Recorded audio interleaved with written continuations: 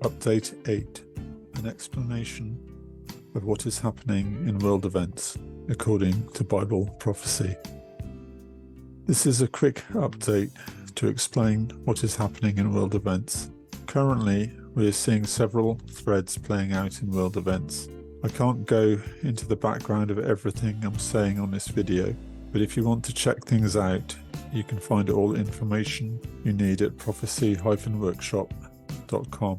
Firstly, there are several prophetic events that are waiting to be fulfilled, but it's not time for them to be fulfilled yet.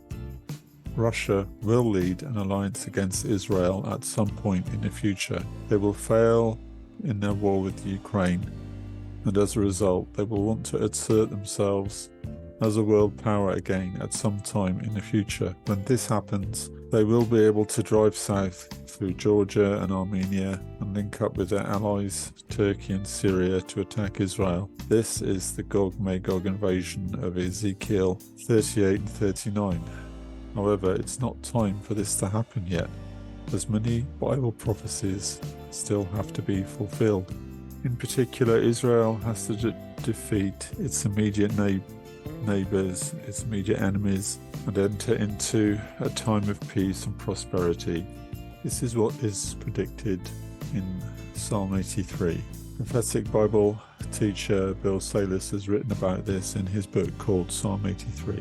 10 nations are listed in Psalm 83 which equate to the immediate neighbors of modern Israel. These nations hatch a plan to destroy Israel. Psalm 83 verse 4, they have said, "Come and let us cut them off from being a nation, that the name of Israel may be no more in remembrance." However, their plans will be thwarted by the Lord. Psalm 83 verses 17 to 18, let them be confounded and troubled forever, yea, let them be put to shame and perish, that men may know that thou, whose name alone is Jehovah, art the most high over all the earth. The following chart shows who these nations are. You can see the old names for them given in Psalm 83, but they are all basically Israel's modern neighbors: Hezbollah in Lebanon, Iraq and Syria, Jordan, Sinai. The Ishmaelites are basically the Arabs. The Hagarenes are the Egyptian Muslim Brotherhood, and the Philistines are the Palestinians, or Hamas. So the Bible tells us that Israel will defeat all these different nations. So Russia is attempting to do something ahead of time. Its people are suffering the consequences. The Russian army is suffering massive casualties, and the Russian people are feeling the economic consequences of the war, and particularly this winter they are suffering from a lack of heating, general lack of infrastructure and supplies. At the same time, we can see another strand of Bible prophecy taking place. The book of Ezekiel tells us that the merchants of Tarshish, that is the USA, UK and the ex-British Empire nations, will be in alliance with Sheba and Dedan, that is Saudi Arabia. We can see this happening as the Saudis are actually supporting the UK and USA in their airstrikes on the Houthi rebels in Yemen.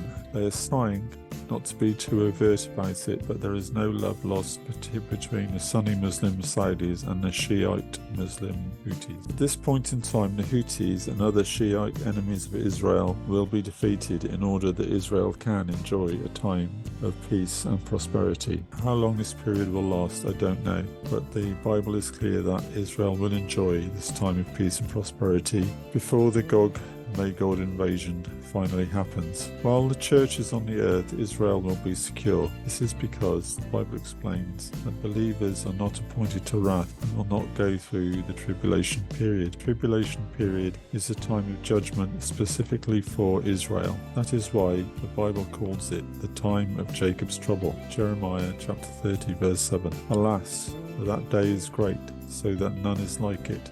It is even the time of Jacob's trouble, but he shall be saved out of it. The he referred to is Jacob or Israel. Israel shall be saved, but only when the Lord returns, at the end of the tribulation period. The prophet Zechariah tells us that the Jews as a nation will not accept Jesus as their Messiah until he returns to the earth and they see the nail marks on his body. Zechariah chapter 13 verse 6. And one shall say unto him, What are these wounds in thine hands? Then he shall answer, Those with which I was wounded in the house of my friends.